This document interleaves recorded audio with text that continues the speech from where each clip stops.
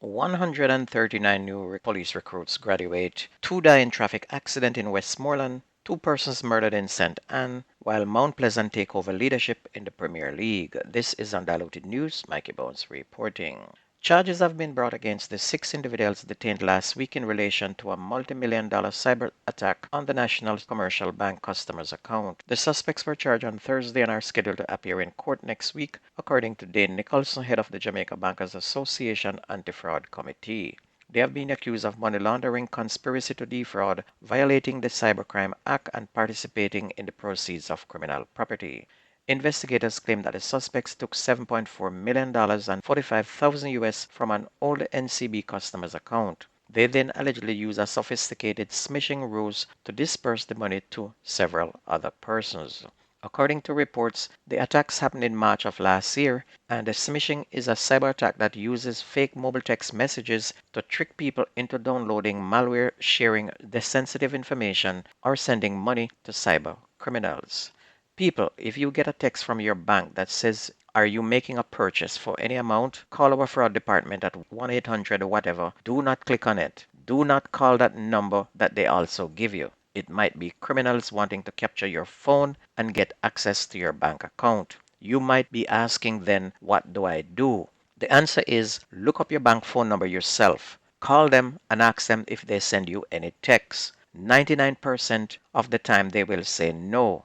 And if you get a phone call from your bank saying that they detect fraud on your account and they are transferring you to the fraud department, just hang up. Do not give them any information. They're criminals. Even if the number appears on your phone is saying the name of your bank. So what do? You hang up the phone. Look up your bank phone number and call them. Keep your bank phone number on your phone as a matter of fact. Do not call any number anyone claims to be from the bank give you to call.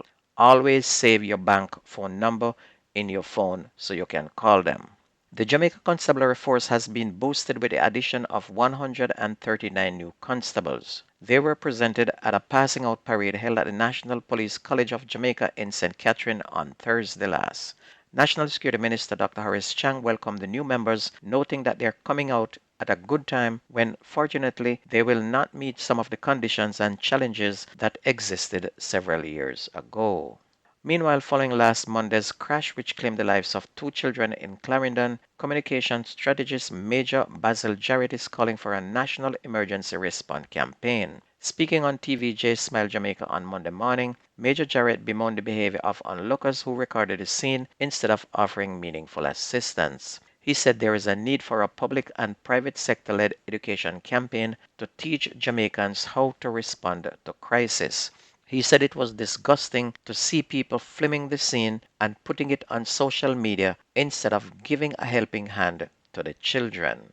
Following a single vehicle accident on the 3 Miles River Main Road in Westmoreland yesterday morning, 2 men have died and 3 others are in hospital. The driver, Omaria Brown, aged 21, and Javel Brown, one of his passengers, have been identified as the 2 deceased. Around 1:15 in the morning, reports are that the car was reportedly traveling at a very high speed and that the driver lost control of the car when they approached a right-hand turn. The vehicle then struck a tree after veering to the left. The impact caused severe damage to the vehicle and resulted in the deaths of the driver and the front seat passenger. They were both pronounced dead at the scene. The remaining 3 occupants were transported to hospital for treatment. And as of yesterday morning, 346 persons have died from 298 crashes in the island. The latest death brings road fatalities in Westmoreland to 52, while there have been 57 road deaths in St. Catherine and 37 in St. Anne. Meanwhile, the killing of 2 men in separate incidents have pushed the homicide rate in St. Anne to 47 since January. The men were killed on Friday and Saturday. In the first incident, 50-year-old Craig Duncan of Buckfield in Ocherius was stabbed during an altercation with another man. And it's reported that about 7 p.m. on Friday, Mr. Duncan was with other patrons at a bar at the entrance to the Ocherius market when he got into a dispute with another man. A knife was used to fatally stab Mr. Duncan in the chest. In the other incident, 46-year-old Marcus Winkle, a welder of Hollywood District in Steertown, was pounced upon by men armed with handguns on Sunday. Mr. Winkle was reportedly seated in his black Toyota Fielder motor car when he was shot multiple times in the upper body. A delivery driver was on Friday ordered to pay $100,000 or spend 6 months in prison after pleading guilty to assault and threatening his ex-girlfriend. The incident reported occurred on the man's birthday on a date the female complainant had treated him to. And during a conversation, the accused allegedly hit the woman in the face several times and told her, "You can't leave me because me will kill you."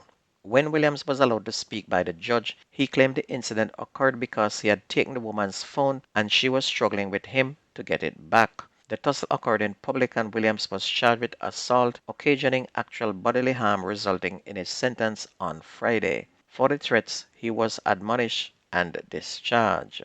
Meanwhile, 2 of 4 armed men who were wounded during a standoff with the police in Spalding and Clarendon on Sunday afternoon are in hospital under police guard.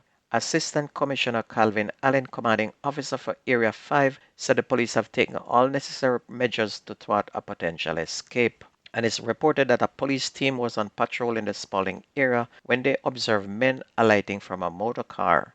One of the men was armed with a rifle. The police accosted the men who opened fire in response. The authorities returned fire, during which an officer was wounded.